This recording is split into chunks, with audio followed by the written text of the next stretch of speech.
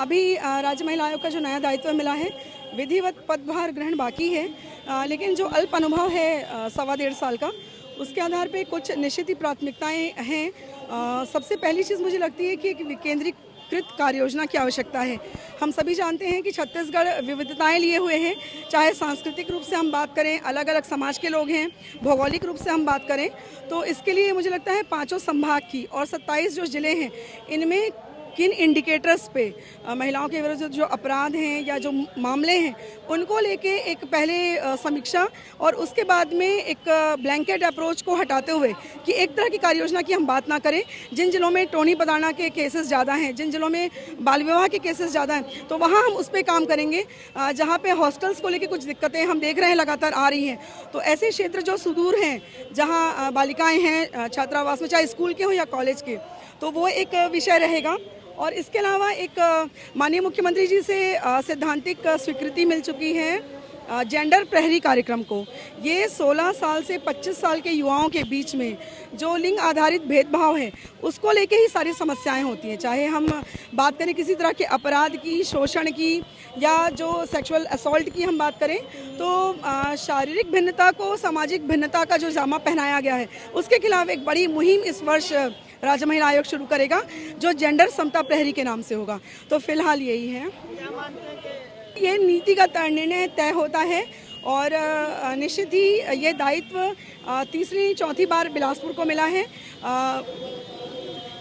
बड़े मेरे लिए एक जिम्मेदारी का विषय है, क्योंकि पहली बार सदस्य को जो है वो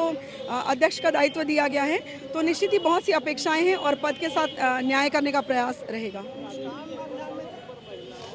रहते हुए मैं अपना अनुभव बताना चाहूँगी। कुछ मामले आए हैं जो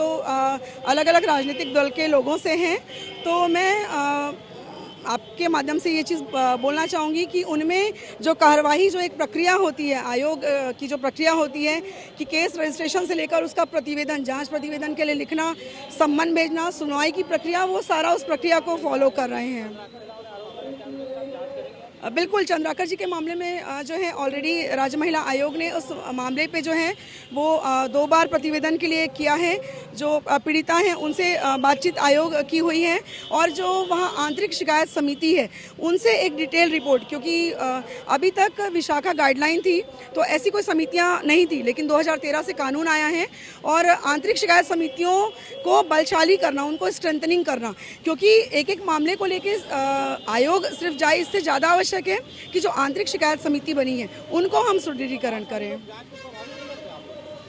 अभी जो मेरा अनुभव है, कुछ मामले ऐसे आए हैं जो कहीं ना कहीं लोगों से जुड़े हुए हैं, लेकिन मुझे नहीं लगता कि जांच किसी भी तरह से प्रभावित हुई है। राशि आएगी क्या आपके आने के बाद? देखिए, जैसे मैंने पहले ही कहा कि अलग अलग योजनाएं चल रही हैं,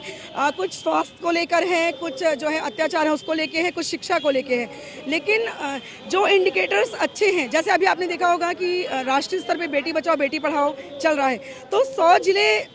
चयनित किए गए हैं कि लिंग अनुपात कहाँ कम है वहाँ पे। तो इसी तरह से जो समस्याएं हैं वो हम स्पेसिफाई करें, ना कि हम एक ब्लैंकेट अप्रोच बना दें कि ये कार्यक्रम है जो हम पूरे प्रदेश में लॉन्च कर दें। युवा महिला को ये पदभार मिला है, तो कुछ